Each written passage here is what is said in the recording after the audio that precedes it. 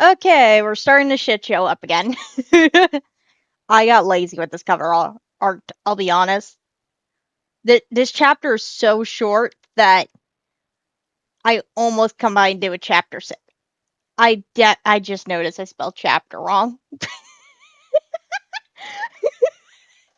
That's staying. I am not fixing it. That is staying. Okay. Anyway, this is chapter 5 of Black Cats Are Bad Luck and So Are You, Kid by Holly. The blonde shook his head at the other. No, they solved that case 2 months ago. The kid got back to his family. Glad they tell me these things. We spent 3 days out there looking for that kid, before they just gave the case away. Both the men sighed and looked back at Izuku, who squirmed under the attention. The blond man hummed and looked closer at him, while his homeroom teacher seemed to be deep in thought, watching him with calculating eyes. Zuko shifted on paw to ba, it's the inspection making him nervous. He looked away from them both, looking at Eri, who was happily sitting on the couch, watching them. Zuko perked up when he saw her, and his tail flicked. But he got a bit spooked when Mr. Yamada spoke again. So, then, a missing child. Just then, someone knocked at the door. They all jumped, and the English teacher stood to get it, while the raven-haired continued to stare intensely at Izuku, until his own phone rang. The man stood and walked over to take the call, watching Izuku from the side of his eye. Zuko then heard a familiar cheery voice call from the door. Eri, you ready to go? Almost, Mirio. Eri called back to him. Zuko relaxed a bit knowing Eri was leaving with Mirio. The upperclassman would take good care of her.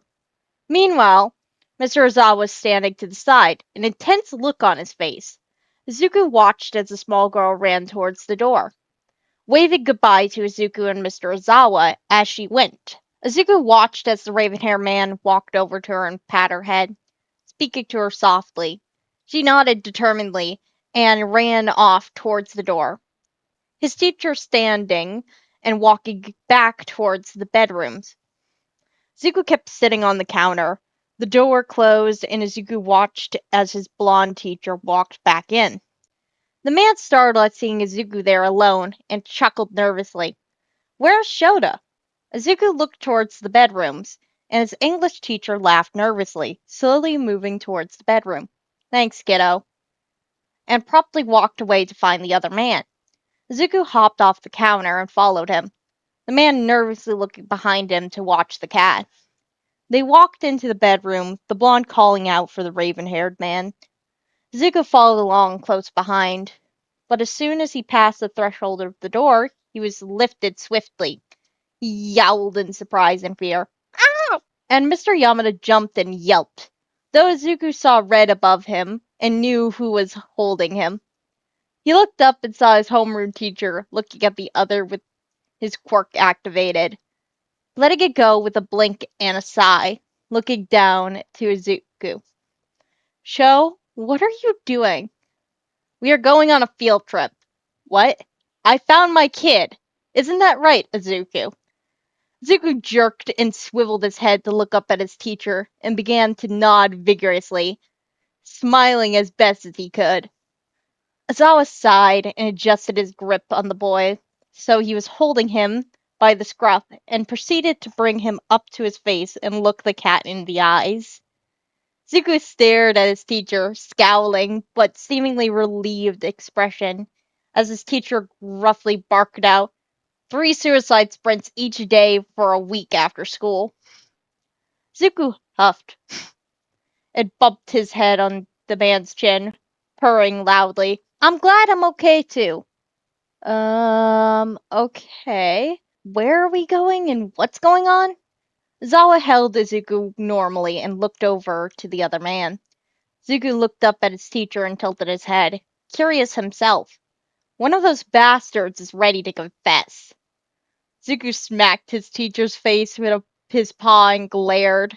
The man blinked in surprise and looked down at the boy in his arms. Sorry, the very not nice man. Zuko grinned and laughed at the man, and Izuku would swear he saw the man's shoulders relax and a small smirk appear on his face. Yeah, dying again. We love dying here. Dying is great. Anyway, this chapter was hella short too. Can I just say I just imagine Zao was on the fucking roof and just picked up Izuku and just was holding him while upside down. This is not described, but this is what I thought when I heard this scene. Like, not heard, read this scene. And I don't think I'm ever getting that image out of my brain. So, you're welcome for the image. Anyway, I'm maybe gonna record chapter 6. What am I saying? I'm gonna record chapter 6. I'm probably gonna. I just have to go make the art and go reread the chapter. Anyway, bye!